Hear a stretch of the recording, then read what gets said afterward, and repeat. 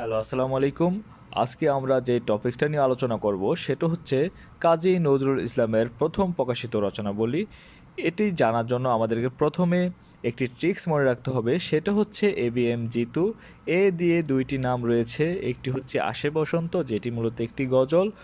এতে আরেকটি হচ্ছে অগ্নিবীণা, যেটি একটি কাব্যগ্রন্থ, আর এটি 1922 সালে প্রকাশিত হয়েছিল। আর বিতে বাউন্ডারির আত্মকাহিনী, যেটি 1919 সালে প্রকাশিত হয়েছিল। এটি মূলত একটি গল্প ও রচনা, এটি প্রথম প্রকাশিত গল্প রচনা। বিতে আরেকটি হচ্ছে বেতার দান, যেটি 1922 সালে প্রকাশিত হয়েছিল, এটি একটি গ্রন্থ। বিতে বাদনহারা, যেটি একটি উপন্যাস। এমতে মুক্তি, যেটি মূলত একটি কবিতা, এটি 1919 সালে প্রকাশিত হয়েছিল।